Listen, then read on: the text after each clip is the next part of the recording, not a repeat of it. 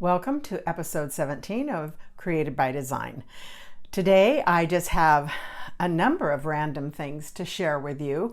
I'm going to show you some finished projects, some that are on my needle now, and some things for in the future that I think this is a good time to talk about. You know, this is August the 19th, and my goodness, if you're watching the news, there's just so much that could distract us, maybe even give some cause for anxiety or some worry.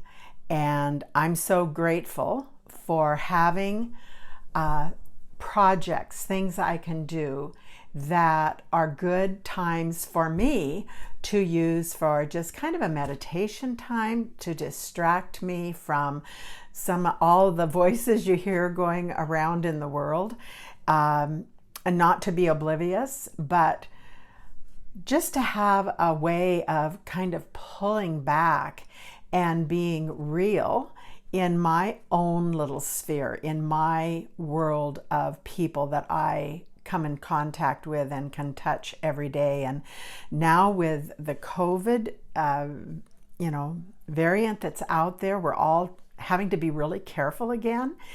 And so one of the things I was thinking about, and if I'm thinking about it, I suspect there are others out there too, is, this fall going into the winter, are we going to kind of be isolated again? And when weather's not so nice, it's still very nice, and we can be out and kind of be in touch with people a little more safe. But what does our fall and winter time look like, and what are we going to do with our time, and how do we find value in our life? What can we do to really make a difference, not only in our own life, but the people around us, family members?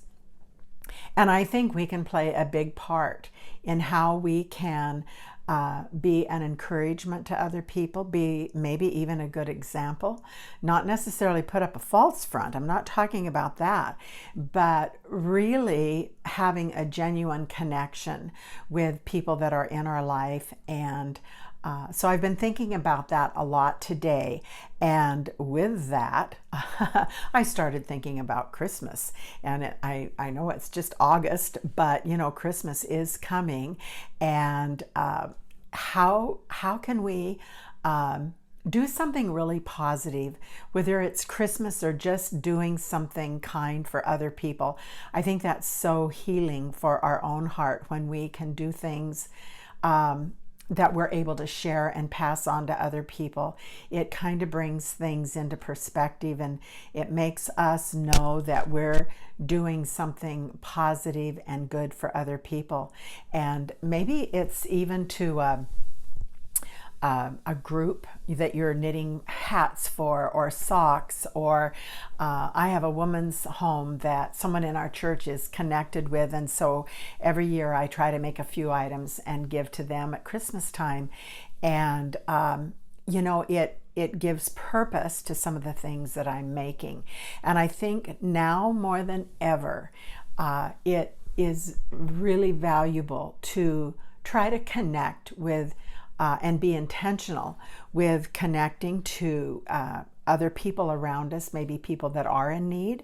And maybe it's just our own family that we just get so busy that we don't or make the time to stay connected. And I am convinced that giving somebody something that's from our heart, something that's handmade or baked, something that we've put some time and effort in, it doesn't have to be greatly monetary, big value, but the fact that we have put a piece of ourself into it, it has meaning and touches the heart of other people. I don't know how it was for you growing up, but we made things and gave out of necessity at Christmas time. It was pretty unusual to get a store-bought gift in my world when I was growing up. And I can remember the pillowcases that one of my grandmothers had embroidered, and I had those for many, many years. And I was just a young girl in grade school. I mean, we would not dream of giving a grandchild a set of pillowcases now. I mean, that would be pretty unusual. But I treasured those, and I valued them because my grandmother had made them for me, and she even embroidered my initial on it. But you know, that meant so much to me. And I'm not suggesting that you maybe embroider pillowcases for your teenage child. I was in grade school at the time. But what can we do that's from our heart to our grandchildren and people around us? I just think it adds value to our own life. And we're not all knitters, we're not all crocheters, but I bet we all can do something. You know, even if it's making your favorite relish, or, you know, use your imagination. People like gifts. I call them gifts from the heart. And I think now more than ever, those things are very, very important. So that might just give you something to think about if you're kind of wondering, what am I going to do going into the fall? The weather's will be changing. It felt nice that it was a little cooler the last couple of days. I have not minded that at all. So think about that. Maybe that will be something that will inspire you to try something new and surprise your family. My family always seems to appreciate when we do little things like that for one another. And so that's my suggestion, to think about what maybe this coming into Christmas season, only in a few months it's going to be here. Maybe you do something different than what you've ever done before. I'm going to talk a little bit about my finished projects. I'm first going to share you my little duck. She's not quite done. Her dress is done. I haven't blocked the edge of it yet here, but I will. She needs her knickers. She has nothing underneath her dress. So she needs to have that. I'm going to be making her some little shoes. I continue to find ways to change up the pattern that I find easier. That's kind of the fun thing about making the same item over and over. These little animals that I've been making, the similar part is their body and their legs. And in the past, there's been a seam down here, and I did the oh duh moment of, well, I could be doing this in the round and eliminate the seam. I like to eliminate as many hand sewn seams as possible.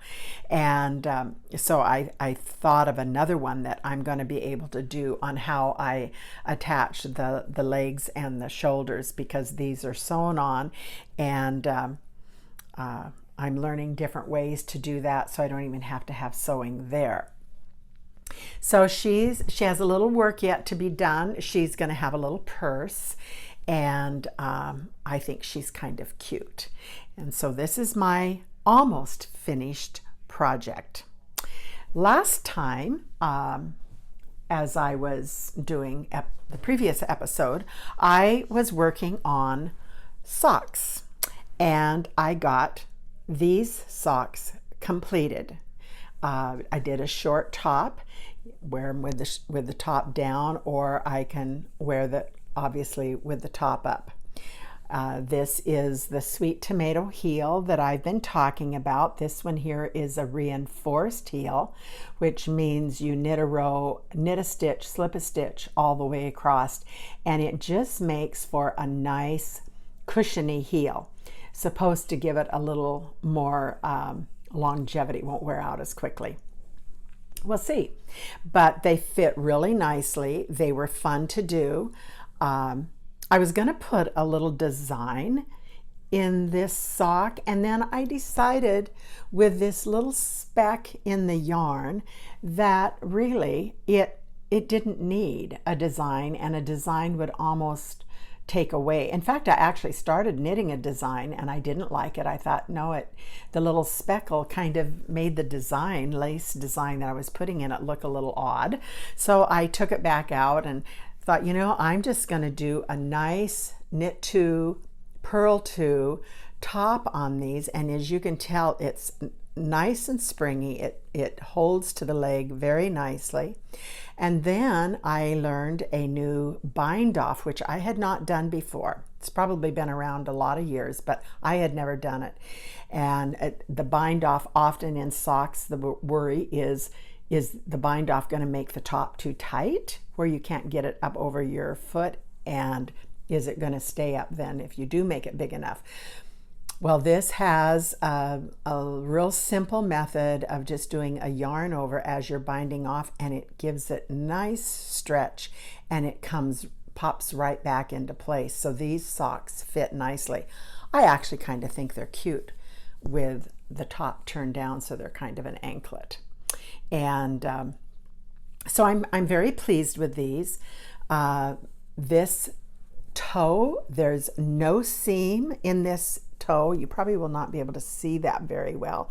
No seam in the toe. It's cast on over 2 needles as you start out, doing kind of a figure 8 wrap around 2 needles.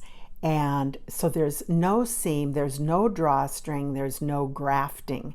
And so talk about a slick and easy sock to make. And I'll show you it, the techniques that I learned from Kat Broidhigh. And I talked about her quite a bit last time and her methods, and I really like following her work. I've started another sock. Oh, and I was going to show you on this sock here, this is how much yarn I had left over. I've got a lot of yarn left over. So the exciting thing is I will probably have yarn left over out of this skein. And so I've got some other sock yarn ends and pieces that I'll get some other socks out of and make them stripe. Be kind of fun.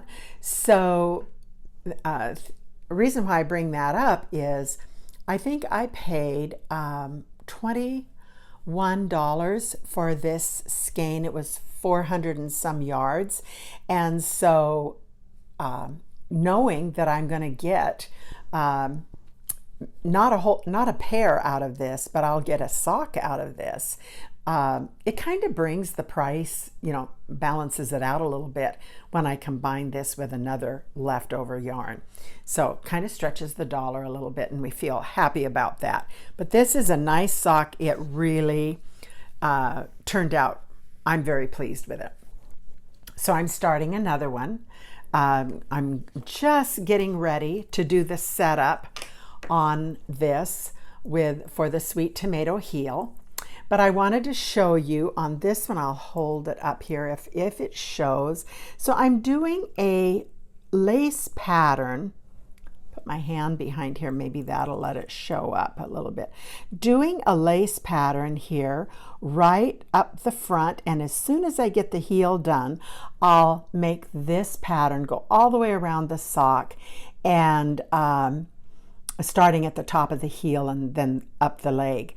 And this same pattern will be repeated all the way around the sock, and then it ends up having kind of a little scallop top.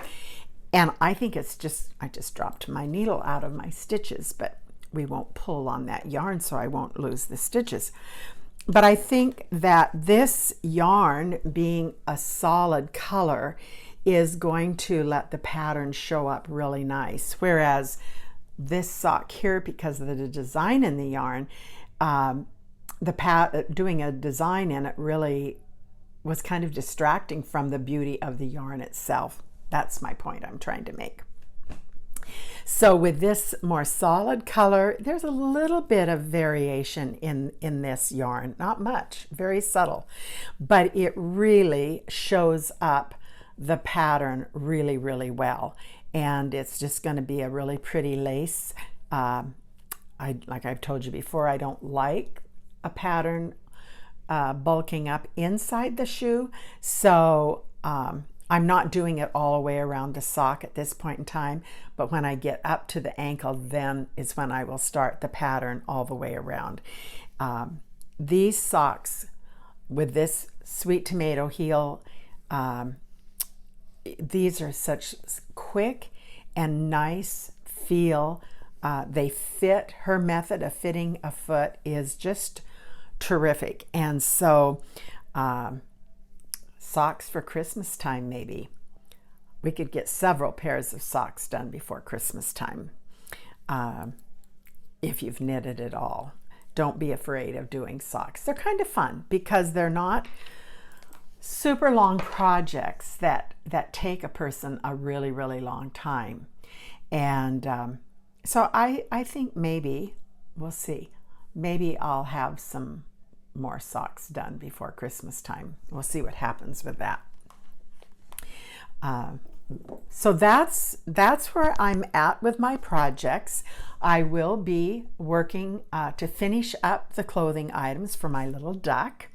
And because I like to kind of get projects finished up before I go on to, maybe I'll have 3 projects going at one time, but I really don't let myself go further than that because I do like to get projects finished up.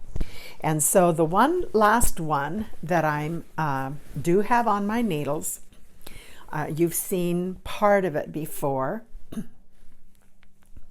but it's out of this yarn that I had picked up when we were in Estonia, found a little knit shop.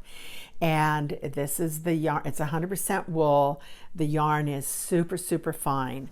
And I just didn't feel like working with that super fine yarn. You do have to really look at your needle intently because the yarn is so very fine. And so I'm doing it double.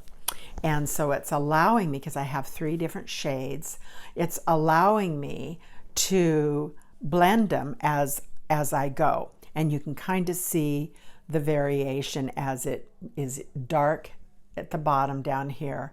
And then I've put 2 colors together, and then I go back to a single color and then blend again 2 colors in here, and then back to the dark solid color up here.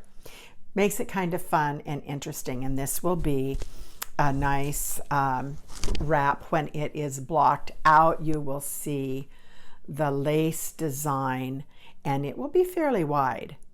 So I'm looking forward. It's done in 2 halves, and in the center I'll put the 2 halves together, and I will hopefully be able to do a 3 needle bind off right through there. I could graft it through a different method, but I'm going to try the 3 needle bind off because I think the seam it will make will be pretty fine.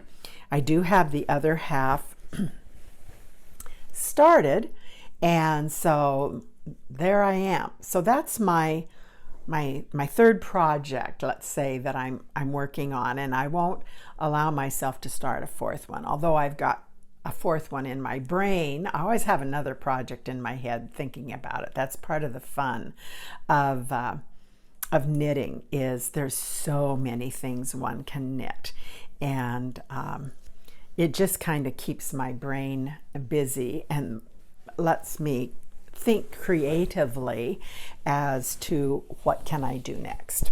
So I like that. That's me. Some people don't work that way. Some people want to get one project done before they go to the next. But I do have a boundary of not having more than 3 going at one time.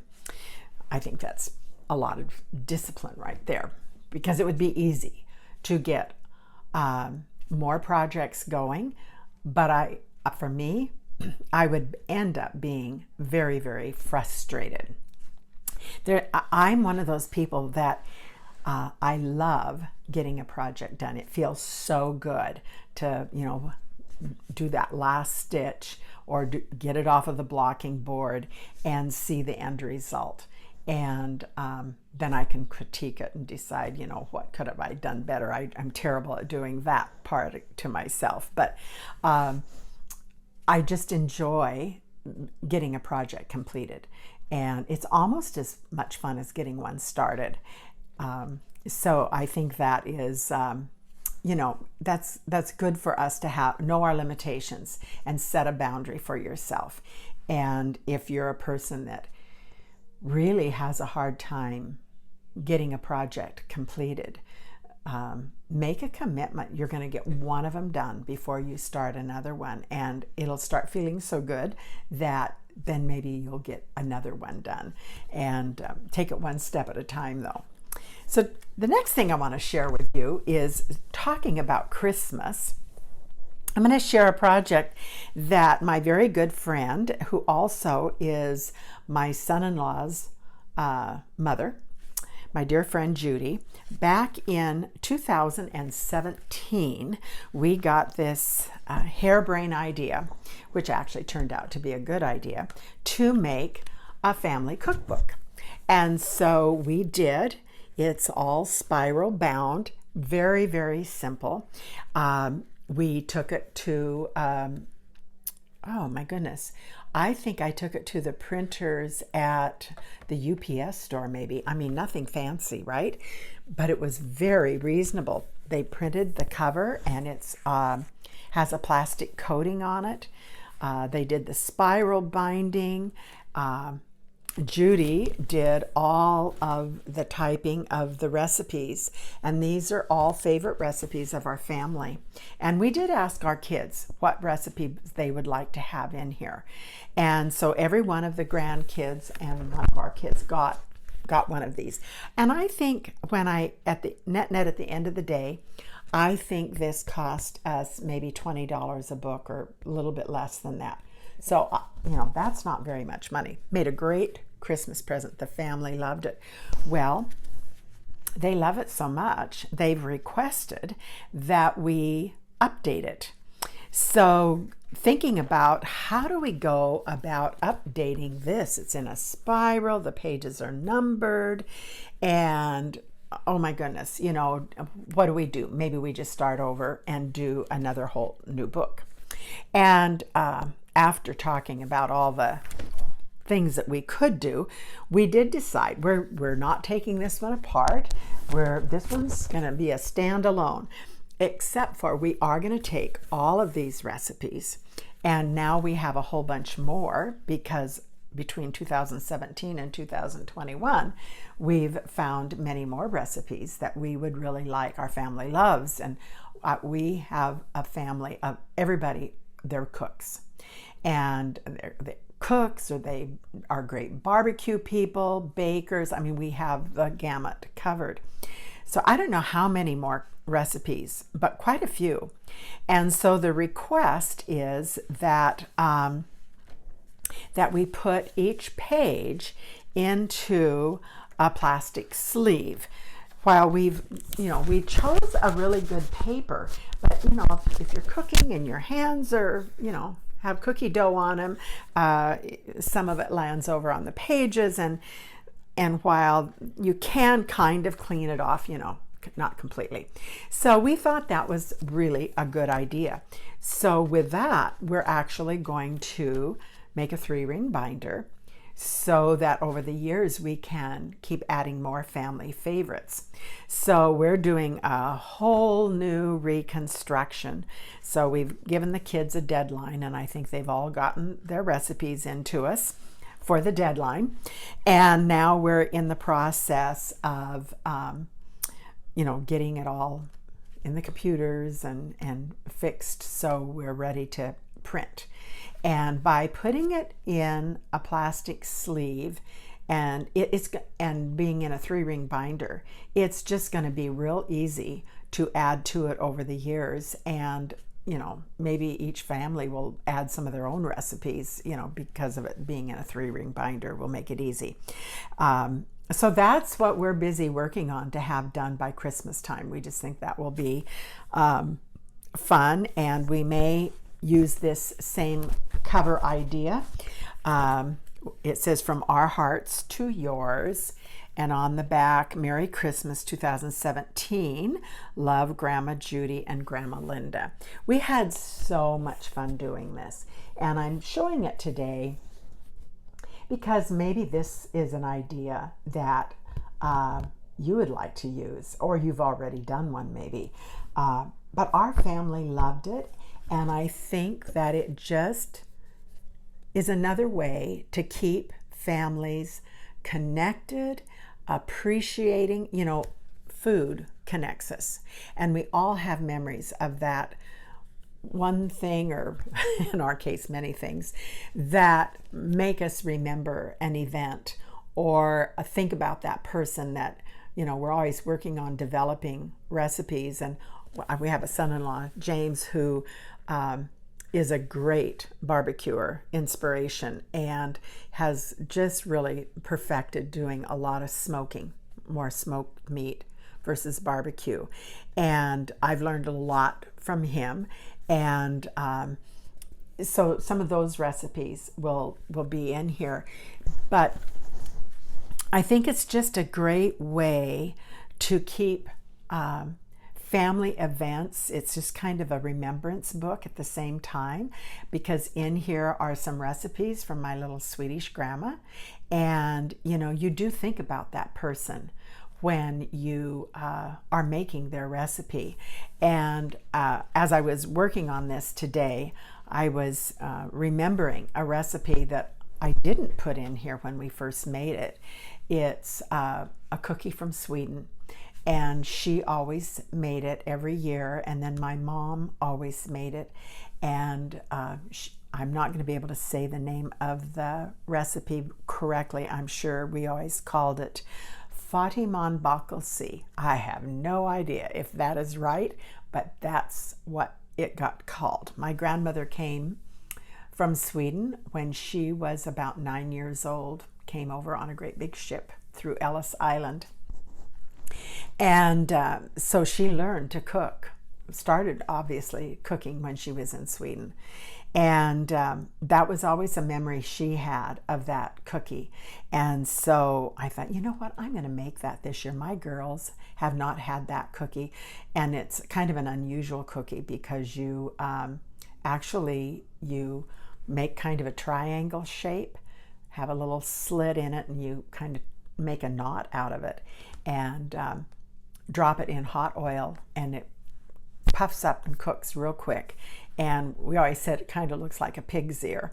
And then of course you put it has cardamom in it, so it has really a nice flavor.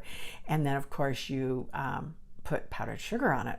And I can remember my mom, and I remember my grandmother making them too, but I remember my mom making them, and she always took a great big brown paper bag, right? And put them in there a few at a time with the powdered sugar and shook it up, and that's how she got the powdered sugar on them. But we loved them, and we only had them at Christmas time because it was kind of a big pot of hot oil, and you don't do that every day. And so I just thought, you know what, I'm gonna do that this year. I hope my family will enjoy them. I will enjoy making them because it will be a fun memory for me, making them and remembering my mom and my grandma. So that's just an idea, not too soon to start thinking about Christmas and how do we make it even more meaningful. And maybe your family already has a lot of things that you do that way. But if not, and you've not done something like that, this is a good year to start. I just think it's so healing when we share a bit of ourself with somebody else. And maybe it isn't going to be family that you share it with, but maybe it's neighbors. I just think in this season that we find our world in, that this is just a time to press in to that more than ever before, of really letting people know that you're aware of them, that you value them, and both will be benefited. Ourselves will be benefited, and the person that's receiving. So that's my episode 17 today. I hope there's some food for thought. If you have ideas, please don't hesitate. Maybe your family has some special traditions for the holidays. Doesn't even have to be Christmas time, but just some nice things that you like to do with or for your family or friends, and would love to hear about them. Always can post on our website anytime you want to, and share maybe some inspiration, be an encouragement to one another. And this is a great time to connect with people. It's hard because we are a little more restricted now again in this country, but all the more important to stay connected and really put effort and value in friendships. So thank you everybody that's on this site. Would love it if you'd hit like if you like it, and share it. More the merrier. If you have friends that you think might enjoy coming on and watching, please do. And I'm still going to continue to encourage you to post, not to be afraid. You post just like it's on your own site, but when you go into Created by Design, you can share pictures and thoughts there anytime you want. So would appreciate it. I'm just having fun with this. Gives me something to think about and focus on, and share bits and pieces of my life. And here in another probably about a month and a half, my sister's going to be coming back over, and we're going to be doing a couple of videos. I'm not quite sure on what, but it'll be fun. So thanks for watching. Have a really good week, and we'll be talking to you again in another week or two. Bye now.